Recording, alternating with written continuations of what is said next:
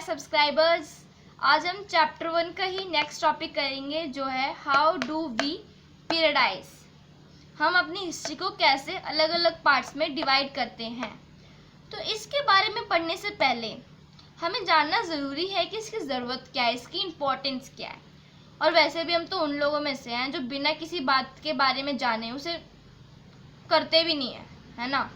तब हम जानते हैं इसका लॉजिक क्या है, तभी हम उससे चीज़ को करते भी हैं। अब कोई पागल तो है नहीं कि बिना कुछ सोचे समझे काम कर देगा। तो इसकी इम्पोर्टेंस जानते हैं। तो इसकी इम्पोर्टेंस क्या है?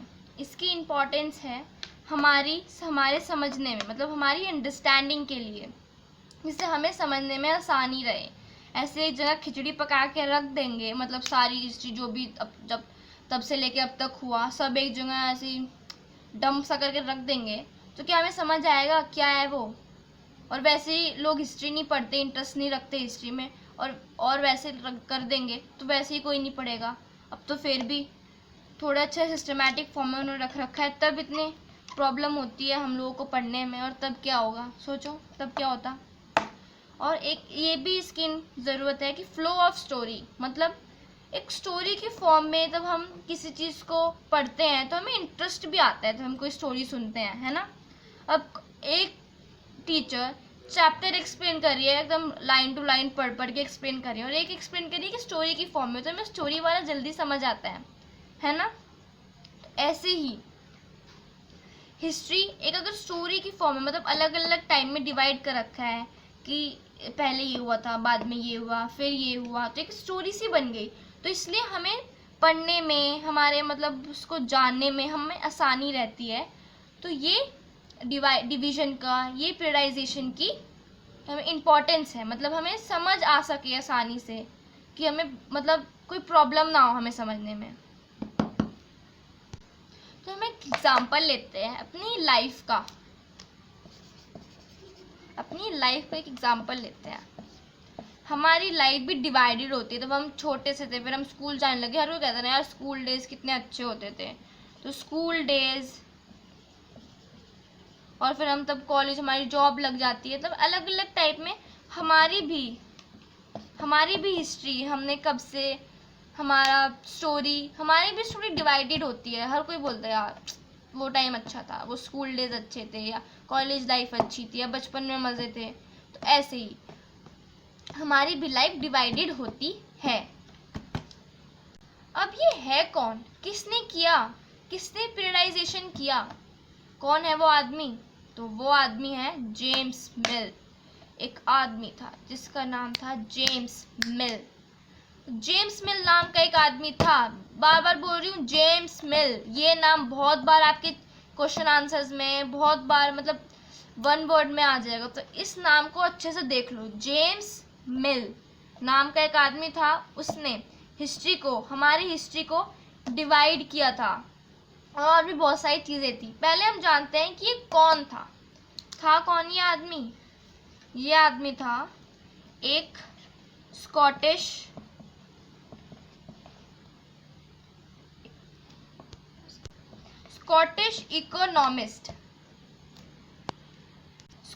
इकोनॉमिस्ट एंड पॉलिटिकल फिलोसोफर था ये आदमी। देखो क्या था, Scottish economist and political philosopher. मैं बार बार बोल रही हूँ क्या था ये, Scottish economist and political philosopher. Scottish economist and political philosopher James mill was a Scottish economist and a political philosopher. ये क्वेश्चन आंसर्स में आ सकता है। तो इस आदमी ने एक 3 वॉल्यूम वर्क पब्लिश किया था जिसका नाम था हिस्ट्री ऑफ ब्रिटिश इंडिया। क्या नाम था उसका? तो उसने 3 वॉल्यूम वर्क पब्लिश किया था जिसका नाम था हिस्ट्री ऑफ ब्रिटिश इंडिया। उसने पब्लिश किया था 3 वॉल्यूम वर्क जिसका नाम था हिस्ट्री ऑफ ब्रिटिश इंडिया। इसमें तो उसने डिवाइड किया था हमारी हिस्ट्री को 3 पार्ट्स में, हिंदू, मुस्लिम और ब्रिटिशर्स। उसने इन तीनों में डिवाइड कर दिया था। तो क्या आपको सही लगता है ये डिवीजन? हाँ, और इसको हम यहीं पॉज करके जो हम जेम्स मिल वाला टॉपिक कर रहे हैं उसे आगे कंटिन्यू करेंगे। अभी इतना ही कि हिंदू, मुस्लिम और ब्रिटिशर्स में उसने डिवाइड कर दिया था। और मैं आपको कमेंट सेक्शन में भी जानना चाहूँगी कि आपको क्या इसकी थिंकिंग सही लगती थी, क्या आपको इसकी थिंकिंग सही लगती है, ये भी मैं आपको कमेंट सेक्शन में ज़रूर जानना चाहूँगी आपसे। जेम्स मिल की ये थिंकिंग थी कि एशियन सोसाइटीज़ यूरोपियन से बहुत ही पिछड़े हुए हैं और हमें ना कुछ पता नहीं है एशियंस को, मतलब ऐसे ही हैं गवार से, और यूरोपियंस बहुत ही सिविलाइज्ड हैं, उनकी सोसाइटीज़, और वे अलग अलग टेक्नोलॉजीज़ का यूज़ करते हैं और बहुत ही अच्छे मतलब मॉडर्न लोग हैं, और एशियन सोसाइटीज़ बहुत ही बैकवर्ड हैं, मतलब कुछ नहीं है। और उसे ये भी लगता था कि इंडियंस पे ब्रिटिशर्स ने अच्छा किया, उन्हें अपने अंडर ले लिया, अच्छा किया, अब कम से कम इंडियन सिविलाइज्ड हो जाएंगे और वगैरह वगैरह। मतलब इसे ये लगता था कि एशियंस बहुत ही मतलब पिछड़े हुए हैं यूरोपियंस के मुकाबले, as compare to European. James Mill की ये भी थिंकिंग थी कि इंडियंस या फिर एशियंस हम कह लें बहुत ही पिछड़े हुए हैं यूरोपियन से, ये सोचता था वो। और ये भी उसने कहा है कि इंडियंस जो थे, मतलब इंडियन सोसाइटीज़ थी, वो उनका मतलब जीवन बहुत ही अंधेर उसमें जी रहे थे वो। तो ऐसे यूरोपियन मतलब जैसे ब्रिटिशर्स ने उन पर कब्ज़ा किया, उन्हें अपने अंडर लिया, अब उनके लिए सही है, अब कम से कम उन्हें टेक्नोलॉजीज़ वगैरह मिल जाएंगी। और मेरे हिसाब से जेम्स मिल कहता था, मेरे हिसाब से तो इंडियंस पे उन्हें मतलब जो छोटी छोटी टेरिटरी भी रह रही है उस पर भी कब्ज़ा कर लेना चाहिए, इंडियंस के लिए अच्छा होगा, उन्हें वो सिविलाइज हो जाएंगे, वो भी उनकी सोसाइटीज़ भी, उनको भी मॉडर्नाइजेशन का वो होगा, उनकी सोसाइटीज़ भी सिविलाइज हो जाएंगी, एंड उसे ऐसा लगता था। और जेम्स मिल का मतलब बारे में, जेम्स मिल के और जेम्स मिल ने क्या क्या ऐसा डिवाइड किया था, कैसे पीरियड्स हिस्ट्री को डिवाइड किया था, उसका टॉपिक यही ख़त्म हो जाता है। फिर हम करेंगे जैसे उसने डिवाइड किया था, क्या वो सही है जैसे उसने डिवाइड किया था हमारी इंडियन हिस्ट्री को हिंदू, मुस्लिम और ब्रिटिशर्स में। अब हम उस पर स्टडी करेंगे। जैसे उसने डिवाइड किया था 3 पार्ट्स में, हिंदू, मुस्लिम्स एंड ब्रिटिशर्स में। और जैसे मैंने आपको बताया कि वैसे पीरियडाइजेशन किस बेसिस पे होता है कि मतलब कोई चेंजेस आ गए पीरियड में, मतलब पहले ऐसे चल रहा था और एकदम से कोई चेंजेस आ गए, तो इस पीरियड को हमने एक अलग नाम दे दिया, इसको हमने एक डिवाइड करके एक अलग वो पीरियड बना दिया। ऐसे हम पीरियडाइजेशन करते हैं, ऐसे हम डिवाइड करते हैं हिस्ट्री को। पर क्या हिंदू, मुस्लिम और ब्रिटिशर्स एक राइट तरीका है, मतलब रिलीजन के बेसिस पे हम ऐसे डिवाइड कर दें, क्या ये सही है? नहीं।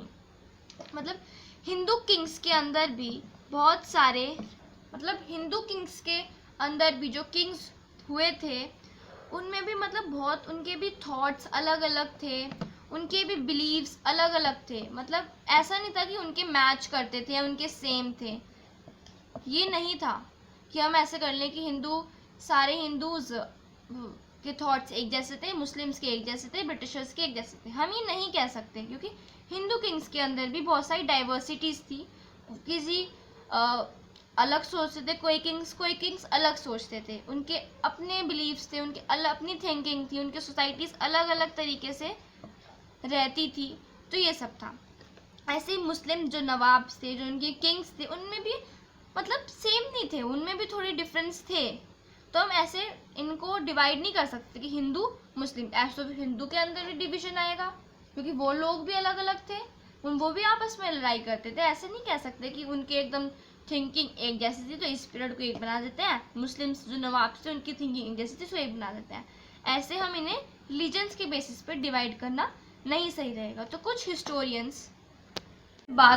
हिस्टोरियंस ने अपना दिमाग चलाया और उन्होंने डिवाइड कर दिया हमारी इंडियन हिस्ट्री को एंशियंट, मिडिवल और मॉडर्न पीरियड में। ये इन्होंने वेस्ट कंट्रीज़ की कॉपी करी थी, क्योंकि उनमें जो मॉडर्न पीरियड था ना वो ऐसे डिवाइड किया गया था कि मिडिवल में उनकी सोसाइटी इतनी सिविलाइज और इतनी मॉडर्नाइजेशन नहीं आई थी उनकी सोसाइटी में, और मॉडर्न पीरियड में ये सब आ गया था। मतलब उनमें बहुत सारे इन्वेंशंस हो गए थे वेस्ट साइड पे, और बहुत सिविलाइज भी हो गई थी उनकी कंट्री और उनकी सोसाइटी। तो इन्होंने फिर उस पीरियड को अलग नाम दे दिया मॉडर्न पीरियड। तो हमारे यहाँ मतलब हमारे हिस्टोरियंस ने भी, जिन्होंने हमारी कंट्री की हिस्ट्री को ऐसे डिवाइड किया, उन्होंने भी ऐसे कर दिया वेस्ट की कॉपी करते हुए कि एंशिएंट, मिडिवल और मॉडर्न में। और हमारे मॉडर्न में कौन आ गए थे? ब्रिटिशर्स। तो क्या ब्रिटिशर्स के टाइम पे हमारी कंट्री मॉडर्न पीरियड कहला सकती है? हमें इक्वालिटी, हमें फ्रीडम तक नहीं था उस टाइम पे, इक्वालिटी नहीं थी लोगों में, फ्रीडम भी नहीं था हम लोगों की, हम अपनी मर्जी से कुछ काम कर सकते हैं। और कह रहे भाई मॉडर्नाइजेशन पीरियड है, ऐसे कैसे? कोई बात है ही, मतलब मॉडर्न पीरियड है। तो इसको भी बहुत सारे हिस्टोरियंस ने, इसको भी मॉडर्न पीरियड को भी एक नाम दिया कॉलोनियल पीरियड। वो पीरियड के बारे में हम नेक्स्ट टॉपिक में करेंगे, क्योंकि वो एक अलग टॉपिक ही है, तो हम उसको नेक्स्ट वीडियो में करेंगे। पर अभी हम रिकॉल कर देते हैं हमने इस वीडियो में क्या क्या पढ़ा, और मतलब क्या क्या इम्पोर्टेंट क्वेश्चंस हैं इस टॉपिक से रिलेटेड जो हमने इस वीडियो में करा है। तो हम रिकॉल कर लेते हैं कि इसको टॉपिक के हिसाब से क्या क्या क्वेश्चंस आपसे पूछे जा सकते हैं। जेम्स मिल ने 1817 में पब्लिश किया था 3 वॉल्यूम वर्क, जैसे मैंने आपको बताया था अभी वीडियो में। 3 वॉल्यूम वर्क उसने पब्लिश किया था। हिस्ट्री ऑफ ब्रिटिश इंडिया, जिसमें उसे डिवाइड किया था हिंदू, मुस्लिम्स और ब्रिटिशर्स के हिसाब से, उसने ऐसे डिवाइड कर दिया था हमारे रिलीजन्स बेसिस पे। तो एक तो ये क्वेश्चन हो सकता है, कब किया था? 1817 में। कब किया था? 1817 में उसने पब्लिश किया था। और वो कौन था? एक Scottish economist and a political philosopher. ये भी आपसे पूछा जा सकता है। और हम ये भी पूछा जा सकता है कि जेम्स मिल ने किस 3 पार्ट्स में डिवाइड किया था इंडियन हिस्ट्री को। और फिर ये भी पूछा जा सकता है कि बाद में, और ये टाइप ये हिंदू, मुस्लिम और ब्रिटिशर्स में बहुत लोगों ने एक्सेप्ट भी कर लिया था, पर फिर बाद में कुछ हिस्टोरियंस ने, जैसे मैंने बताया, फिर उन्होंने अपनी अलग वेबसाइट की कॉपी करते हुए वो लाए एंशिएंट, मिडिवल और मॉडर्न। ये सब आपसे पूछा जा सकता है कि कैसे कैसे डिवाइड हुआ था, किन पार्ट्स में डिवाइड हुआ था, ये सब। और फिर क्या ये एक्सेप्टेबल, सबने एक्सेप्ट कर लिया था? ये सब चीज़ें इस टॉपिक में हैं जो आपसे पूछी जा सकती हैं। तो जेम्स मिल याद रखो, उसने क्या पब्लिश किया था, ये याद रखो, कब पब्लिश किया था, और वो कौन था? Scottish economist and a political philosopher. ये याद रखने की ज़रूरत है। उसने कैसे डिवाइड किया था, क्या प्रॉब्लम्स थी उसके डिवीजन में, उसकी पीरियडाइजेशन में क्या प्रॉब्लम्स थी, इसे उसने रिलीजन्स के बेसिस पे डिवाइड किया था। ये सब आपसे पूछा जा सकता है। तो बाय, ये वीडियो हम यहीं पे क्लोज कर रहे हैं क्योंकि ये टॉपिक ख़त्म हो चुका है। और अब ये व्हाट इज़ कॉलोनियल जो हमारा नेक्स्ट टॉपिक है वो नेक्स्ट वीडियो में हम करेंगे, क्योंकि वो एक अलग, मतलब एक अलग टॉपिक है, हम इसमें से इंक्लूड नहीं कर सकते उसको हम एक अलग ही रखेंगे उस टॉपिक को। तो बाय, और सब्सक्राइब मेरा चैनल ज़रूर कर लेना, और लाइक भी करना, और अपने फ्रेंड्स में शेयर भी करना। Stay safe, stay in and watch एड यूट्यूब। देखते रहो एड यूट्यूब और सीखते रहो।